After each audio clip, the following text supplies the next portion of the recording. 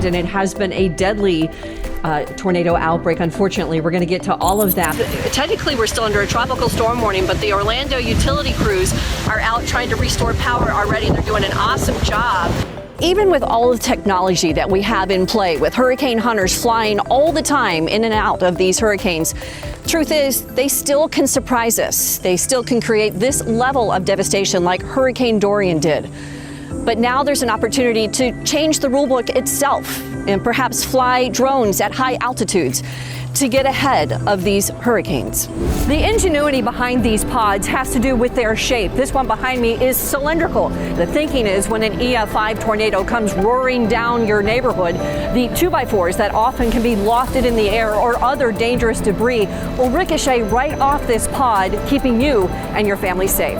I'm standing on the nerve center of where Hurricane Michael roared on shore. Now, as you know, the winds were estimated at over 155 miles an hour. The Weather Service thinks that gusts here could be well over 175 miles an hour when all the research is done. It's hard to find a home around here that withstood that immediate storm surge of 9 to 14 feet. You know, we have seen some rain in the D.C. area this morning.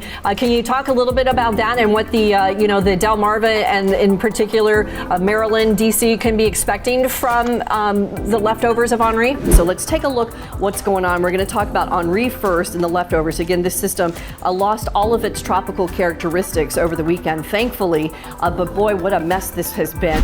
Remember, Mother Nature is always unpredictable, powerful, and oftentimes intimidating. It just takes one storm to change your life in an instant. Hopefully, we'll all be prepared to stay ahead of the storms this year. On special assignment in Cocoa Beach, Florida, I'm meteorologist Leslie Hudson. Bottoms up.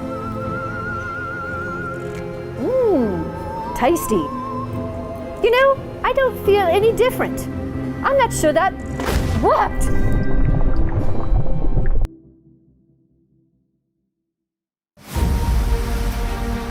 On September 1st, Hurricane Dorian's cataclysmic storm surge swallowed up this postcard in paradise, drawing a line in the sand between a changing climate and island living. And most Bahamians will tell you it's become a deal with the devil to live here. I was actually fighting right here with the door, to let the pressure out so that the roof doesn't go in. Brendan Archer was making his own deal to ride out the storm in the hopes he'd have a home once it was all over. After the pressure came so hard, your ears start to ring, you just try and loose, the door just slammed shut, and then when you just plop, everything just started going up. And the deal paid off, barely. The ceiling in here was doing a roller coaster, just up and down, up and down. Luck and topography would spare his home from Dorian's worst. I already cleaned up this house, so now it's just now getting materials, finding ways of what I could do to make a couple dollars to help patch things up until things start to fall in line. That's the Bahamian spirit, we're strong. I born here, I ain't going nowhere. My family was here from 1700s. That's way back, and we still have the Archer title from then till now. So I ain't got nowhere to go.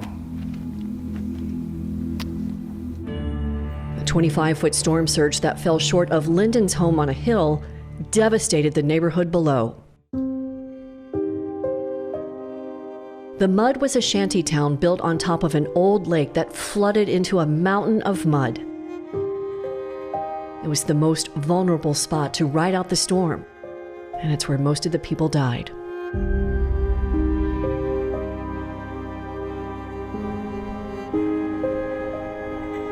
You're coming into the ground zero of Hurricane Dorian. Wayne Neely is a Bahamian meteorologist who's written 14 books on island hurricanes. He's considered the foremost hurricane hunter in this part of the world. He's come to Marsh Harbor to hunt down Dorian's DNA.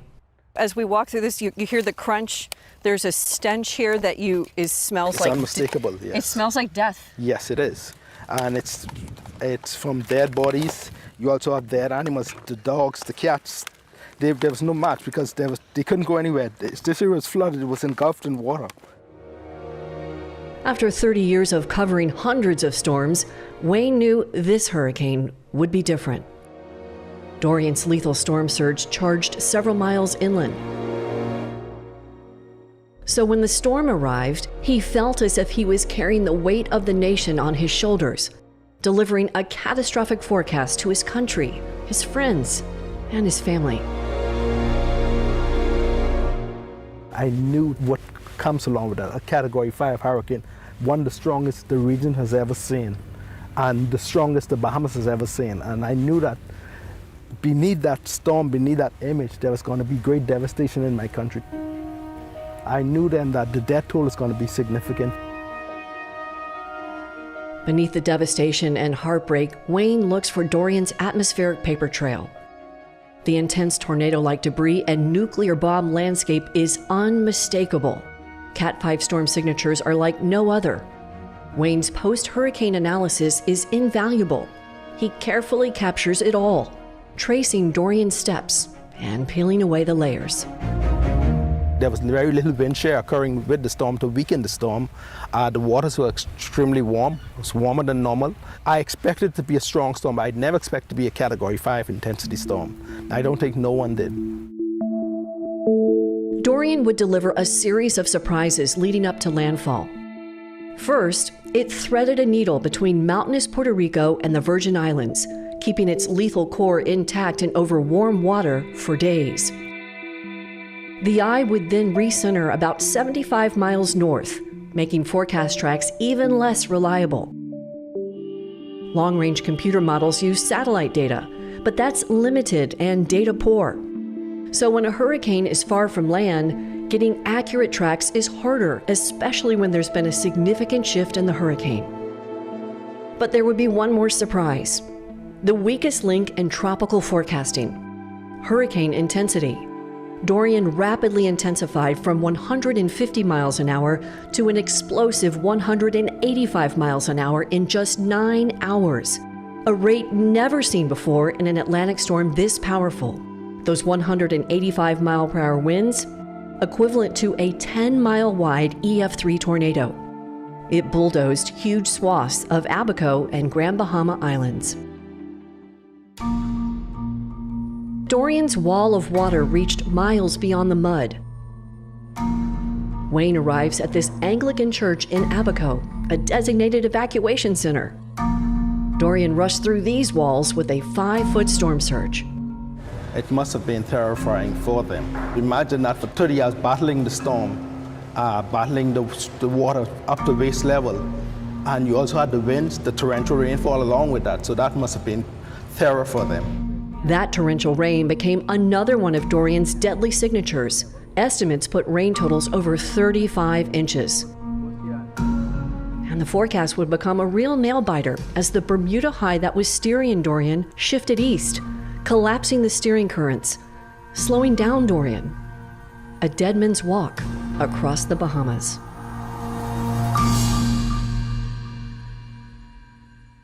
Even with all the technology that we have in play, with hurricane hunters flying all the time in and out of these hurricanes, truth is, they still can surprise us. They still can create this level of devastation like Hurricane Dorian did. But now there's an opportunity to change the rulebook itself and perhaps fly drones at high altitudes to get ahead of these hurricanes. And forecasters need all the help they can get. While hurricane track forecasts are getting better each year, predicting the rate at how quickly major hurricanes can intensify is still not well understood. But there's plenty of data that shows big storms are becoming more frequent. 2019 is the 4th consecutive year a Category 5 hurricane has formed in the Atlantic Basin. That's never happened since records began in 1851. Dorian tied the hurricane of 1935 as the strongest landfalling hurricane in this part of the world. And there's no record of a Category 5 hurricane lashing a landmass for nearly 24 hours like Dorian. Forecasters would like to track hurricanes in real time to provide more accurate data on steering patterns. Such continuous testing of the atmosphere could detect the tiniest of wobbles that could determine who needs to evacuate and when. We cannot lift the Bahamas up and take it elsewhere. All indications are the hurricanes will become more frequent, and some cases argue that it will become more intense. And Dorian is actually showing that these hurricanes are becoming stronger and more frequent. And it's us as meteorologists to pay close attention to climate change. Island living after Dorian is far from the perfect postcard these islands once represented. Hurricane survivors must adapt and change themselves if they still want their ticket to paradise. Now, tough questions about sustainable island living have moved to the front burner. The Bahamian coat of arms, perhaps more poignant than ever before, charging to move forward, upward, onward, together. Even after the devil storms into town. For My Radar, I'm Chief Digital Meteorologist Leslie Hudson in the Bahamas.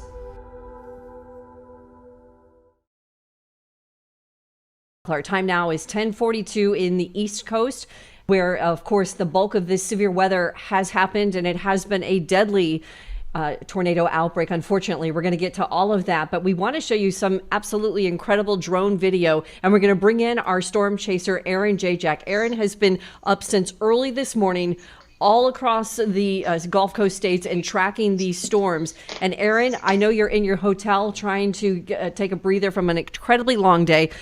Tell me about this drone video that you got of this long-lived supercell. Yeah, so this was a pair of supercells that were to the southwest of Birmingham, and I came through Birmingham and to a little to the west and dropped south to the town of Brent, Alabama. As it looked like the tornado had passed either in Brent or just to the south of Brent. And so I dropped south of Brent and got the drone up in the air. And on radar, it was obvious that there was a big tornado on the ground. And when I got the drone up, sure enough, I could see it. It was very rain wrapped, though. All you see is the rain wrapping around the storm. And it passed about 200 yards or so. The edge of the tornado passed about 200 yards or so just to my south of where I shot this drone footage. And you can see there's a house on the left of the road there. And that house actually sustained some damage. And then there was some additional houses to the left in the field there.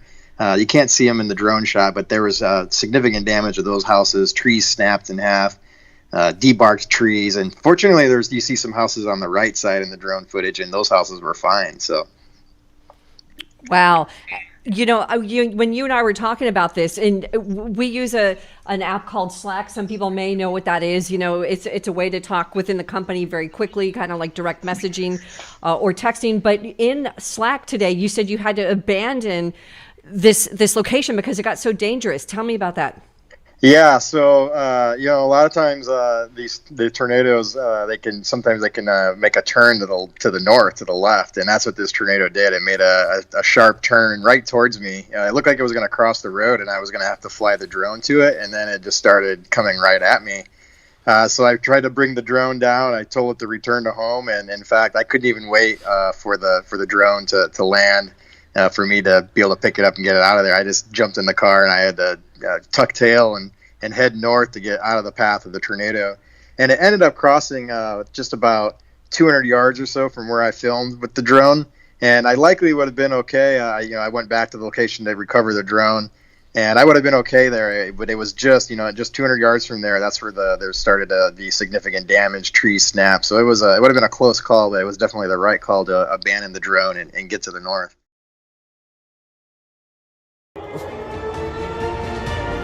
Roaring, freight train, deafening, and explosive. Words that personify what it's like to hear, feel, and sometimes taste the path of one of nature's mortal enemies.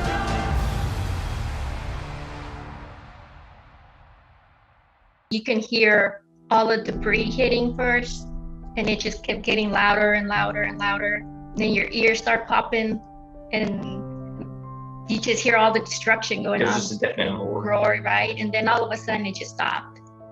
It took just 30 seconds to instantly change the lives of Sarah Beth and Kevin Harrison, along with their 2 young children, forever.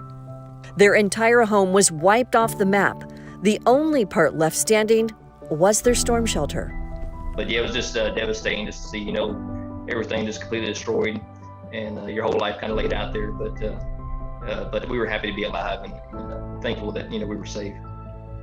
The April 2011 tornado super outbreak across the Deep South was part of a 3-day tornado outbreak that was one of the largest, deadliest, and most destructive tornado outbreaks in U.S. history. It killed more than 300 people, injuring nearly 2,800, and created more than $12 billion in damages, making it the costliest tornado outbreak in U.S. history as well.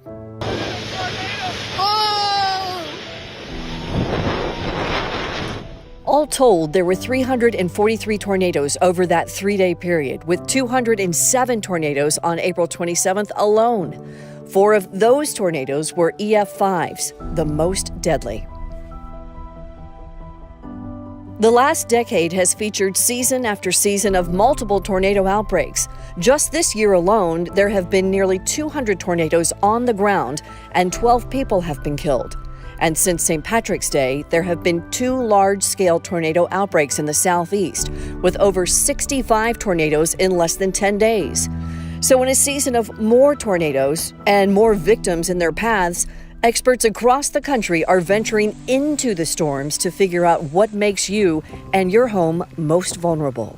So we know there's a lot of wind and a lot of debris, and those from an engineering standpoint create really interesting load patterns on the house. And so the wind in particular can start to pull the house apart. So it might pull the roof off, or it might stretch the walls. And the idea is that it's starting to be pulled, and so we need to resist that pull in the building. So if you think about the building as a balloon, so it sort of has its own protective shell on the outside, or maybe an egg, I guess is a better analogy.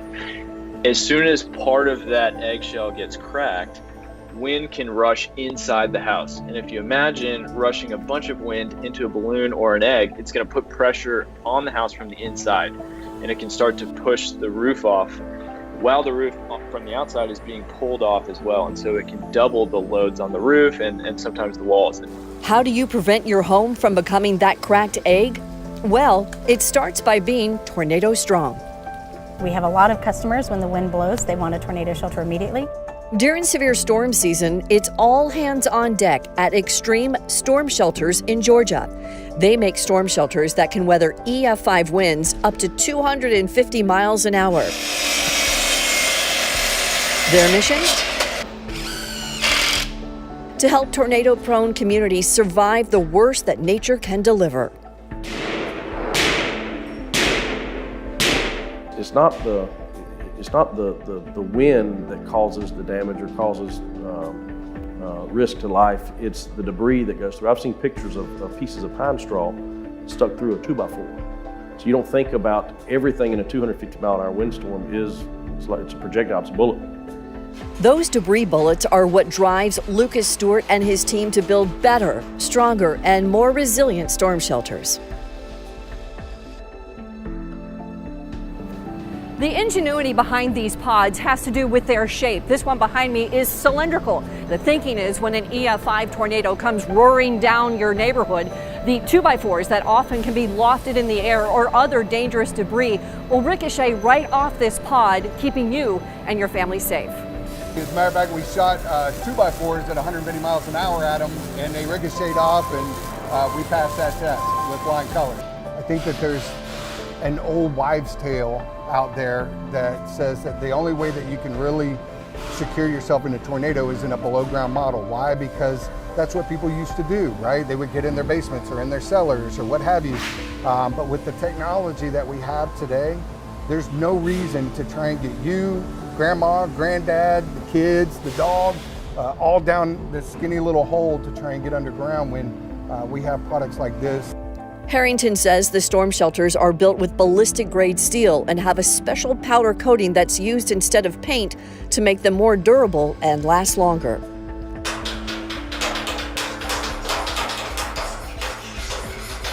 It's important that a storm shelter has 3 touch points. That gives the debris 3 different spots it will hit outside the shelter before it could come inside and hit you. You have the outside, which has grading, then you have this piece here, and then the third piece here, or the third piece here for any ricochet.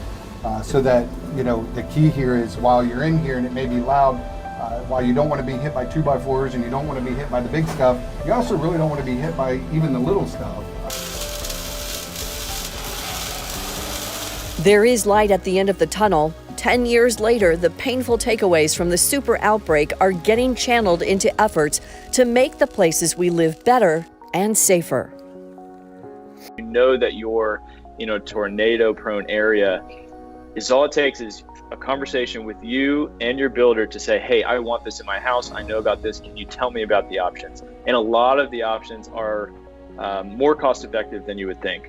We know how to build better. We're learning after each one of these events, each one of these very, very tragic events. We're doing the homework afterwards. We're investigating the failures. We're digging into it to try to understand why these things are happening. Why do we keep seeing this destruction? And we're learning. We've learned a lot in these last 10 years. Access to higher resolution and more frequent radar data is getting faster and with crisper detail. But all of the tools in the toolbox and all of the sturdiest storm shelters and even the timely warnings from the National Weather Service and beyond just won't matter if you don't shut the door on the notion it can't happen to you, because it can. On special assignment, I'm Chief Meteorologist Leslie Hudson for My Radar. We're going to show you how to make fog by taking dry ice, which is our solid, and vaporizing it into a gas to make fog.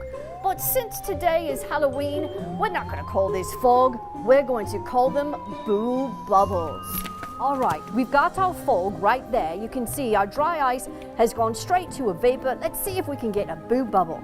We're going to take the other end of our tube, which has got fog coming right out of it, and go straight into the solution right here, our dish soap and the water, and let's see if we can get a bubble. Oh, there's one. Oh, it popped right away. Let's try again. Dip it down into the solution, and we'll pull it out slowly. See if we can get it to hang on to the end. Look at that, you guys. That is awesome. That is a boo bubble right there. Michael's storm surge was textbook. And Michael's wind looked a lot more like it came from a massive tornado with its eerily similar EF3 type damage. Hurricane Michael blurred the lines between surge and wind, making it tough to distinguish between the two. Damage was so extensive, so expansive, so ferocious, it will take years of research to define. Before Michael, Mexico Beach was known as the Mayberry of the Sea. But Michael changed all of that for so many, including Jimmy Newsom, who called this place home for nearly 34 years. Well, when I saw the hurricane coming in, I've sit through one down here before. I knew to get out. And I left. I went back to Georgia and waited. This is the first day I've been back since the hurricane. First day back. Wow. And I thought I could do something, but after looking at the house, it's gone. There's nothing to do. Michael did what seldom other hurricanes have ever done before. It intensified as it made landfall.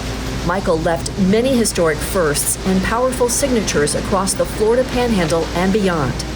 Sometimes it wasn't apparently clear whether we had to kind of look through things and investigate to determine whether the damage we saw was from the ocean, surge, or from wind. Now, of course, with surge, we'll look for the high water marks, and if we find one, then everything above that is obviously wind. So that's the easy part.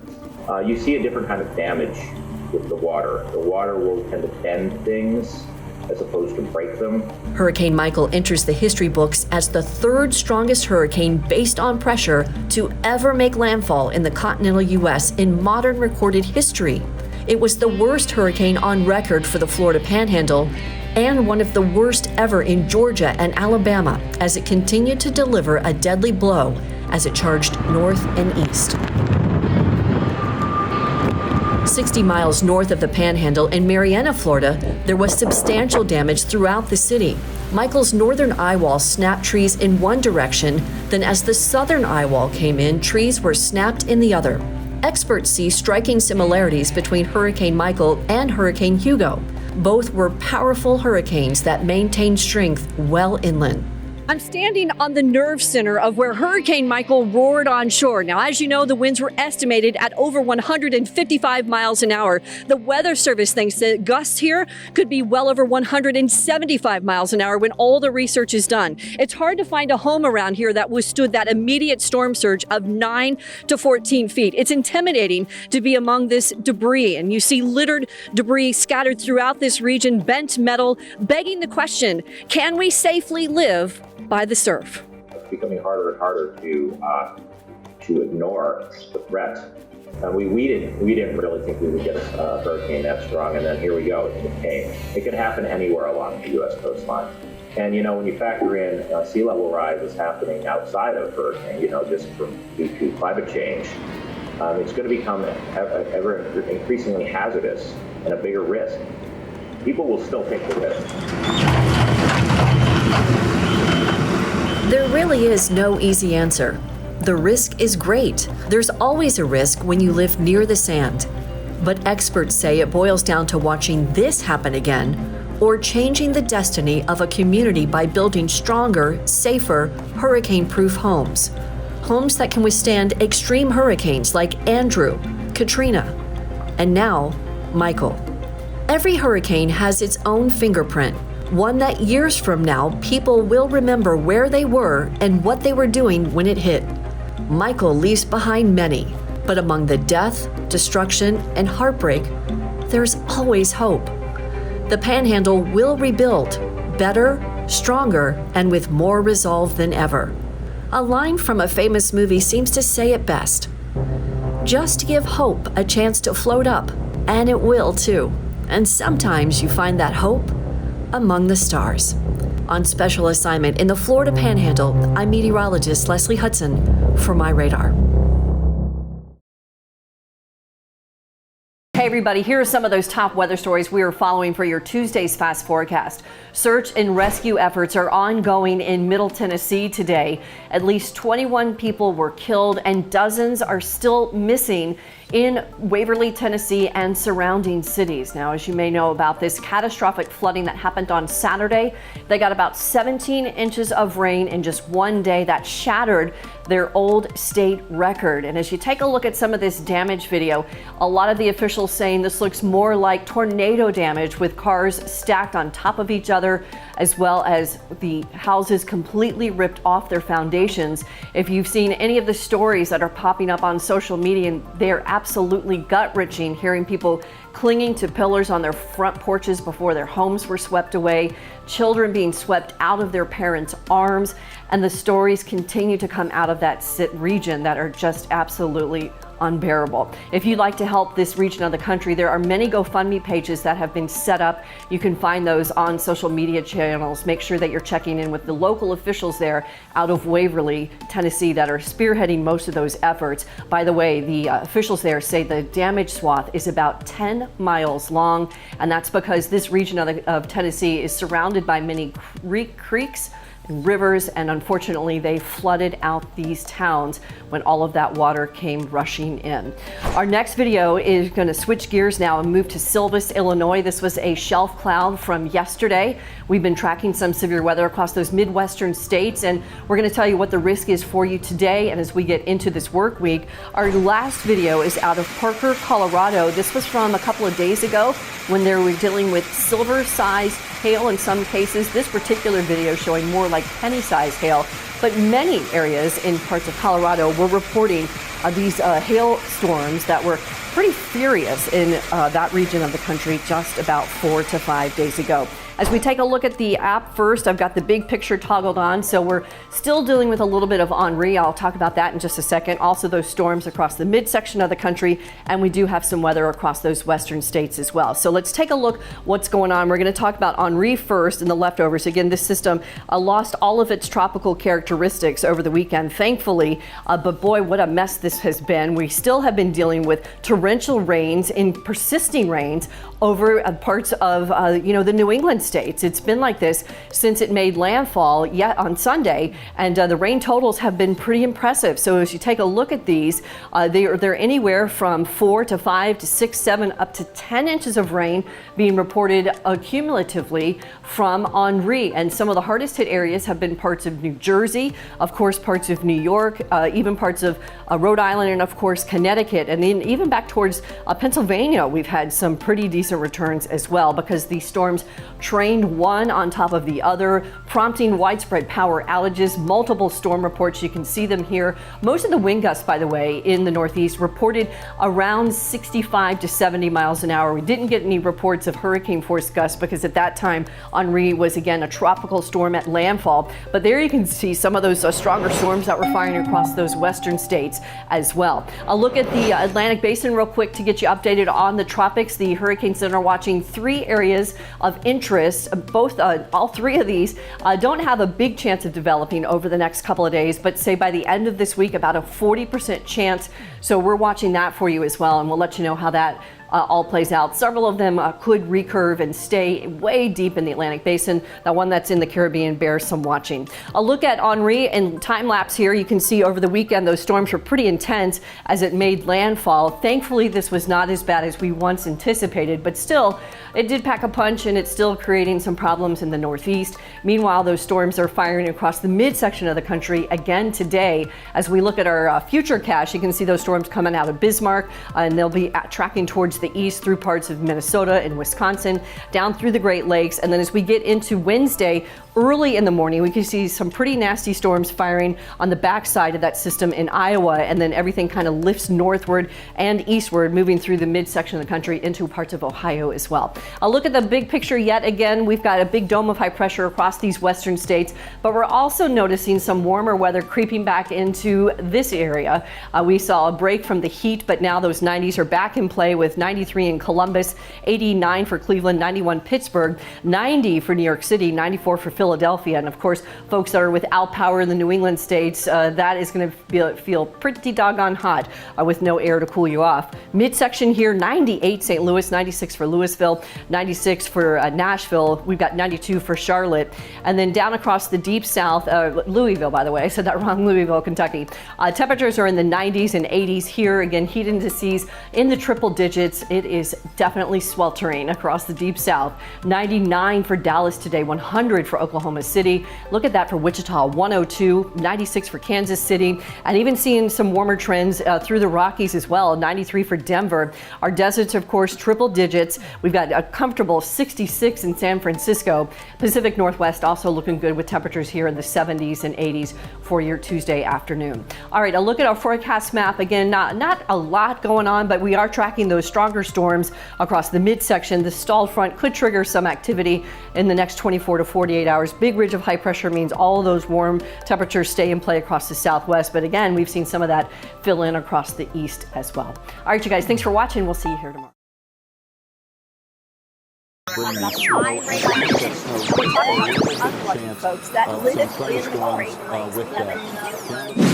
Hi everyone, thank you so much for joining us on our week-long hurricane series, The Mean Season. Today we're going to tackle some tips you may or may not know that could help you stay better prepared for this year and keep you ahead of the storm. Humans hate uncertainty. We have to know what's going on, when it's going to happen, and we want to know now. Predicting a hurricane's future is something we can't control, but we can control how well we prepare for them. Lesson 1. Wind isn't the major player, though it does grab the headlines. Freshwater flooding is the #1 killer of all hurricane hazards, including the storm surge. Oftentimes, that can lead to people under-preparing for a storm that causes major inland flooding. Hurricane Florence's rains were a catastrophic event for inland North and South Carolina. Yet Hurricane Michael left calling cards 500 miles away from Florida's Panhandle landfall. That included tens of thousands of people without power for weeks. Remember, a tropical storm has a long arm, and its strong winds and tropical rains don't stop at the beach. Lesson 2. Intensity forecasts are a distant second to forecast tracks. According to NASA, hurricane forecast tracks have improved by as much as 30% in just the last 10 years, and that forecast path verifies about 70% of the time. However, intensity forecasts, especially rapidly intensifying hurricanes, is much less accurate. Intensity forecasts have only improved less than 1% a year in the Atlantic Basin since the mid-1980s. The percentage is a little higher in the Pacific Ocean, but not by much. Hurricane Michael was a storm that rapidly intensified. That means Michael's hurricane winds increased by at least 35 miles an hour in a 24-hour period. Computer models hinted 2 to 3 days before Michael's landfall that it would likely become a major hurricane, but very few projections saw Michael becoming a Category 4 or 5 storm. Lesson 3. Don't let hurricane categories dictate your action plan. The Saffir-Simpson Hurricane Wind Scale is the benchmark in identifying a storm's intensity. The scale allows the Hurricane Center to rate the potential extent of damage based on a hurricane's maximum sustained winds. But the scale is so ingrained in our society that it's often used as a method of motivation, and that can be dangerous. Research shows that residents will often stay for a Category 3 hurricane and only evacuate for a Category 4 or 5. History has shown that can lead to rescue efforts that not only put you in danger, but also the first responders who have to rescue you. Lesson 4. Rethink the risk. Time has shown over and over again that hurricane victims are often not prepared for the storm's magnitude because they never thought an event so severe would happen during their lifetime. Hurricane Harvey was a prime example. Before Harvey hit, more than 80% of Harris County buildings in Texas lacked flood insurance, and 3/4 of the homes that flooded during Harvey were outside the floodplains.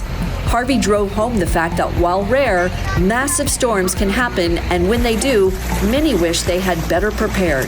When all was said and done, Harvey killed at least 88 people and caused over $125 billion in damage, tying for the costliest tropical cyclone on record. Lesson 5. Social media can be a blessing and a curse. During a weather catastrophe, social media can be the fastest way to get the word out about what's going on and where. Breaking weather will quickly trend on social media, which can help people that are in a storm's path. After the storm passes, someone that needs help, for example, can use social media to get the word out. Volunteers who track social media are then able to dispatch volunteers to help with boats and rescues. The volunteers are often able to head straight to the disaster zone, which leads to faster response times. However, it can lead to a lot of confusion as well. Proper safety protocols are not always followed, and volunteers can go into dangerous areas and not know it. Armchair meteorologists or non-trained weather enthusiasts can also falsely under or overplay the dynamics of a storm, and that can spread a tsunami of misinformation like wildfire. Bottom line is, storms can still surprise us even today. They can shatter records, make history, and even defy climatology. Preparing for the unexpected is what will likely keep you ahead of the storm. We hope you enjoyed our week-long hurricane series, The Mean Season, and hopefully offered some insights to get you better prepared for this 2019 hurricane season. Remember, Mother Nature is always unpredictable, powerful, and oftentimes intimidating. It just takes one storm to change your life in an instant. Hopefully, we'll all be prepared to stay ahead of the storms this year.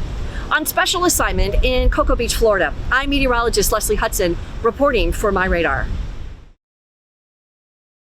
Really caused some big problems across not only the Carolinas, but up into Washington, D.C. They had big flooding yesterday and on Thursday, and that cold front is coming here tomorrow. Doesn't look like much right now. Of course, live Guardian radar is pretty clear, but as I take our bigger picture here in a second, you'll see there's definitely plenty of rain out across the Florida Panhandle. Now, most of us have been in the 80s tonight, and that's where we're going to sit, I think, for the rest of the evening through the overnight. We'll probably top out or bottom out around 78, 79, depending on where you live. And then the clouds are definitely going to be in play tomorrow. So I hope you got to do something outdoors today. It's mostly cloudy forecast for tomorrow and a 70% chance of rain. Downtown Orlando looking really nice though. At this hour, 82 southwest winds at 8. When I was out for dinner, you could definitely see the clouds rolling in ahead of our frontal system, which again is going to be moving into our area in the next 12 to 14 hours or so. Long arm, it extended all the way up the Atlantic seaboard. And again, it's pushing south with a lot of precip. So the rain chances stay 70% for us tomorrow and Monday.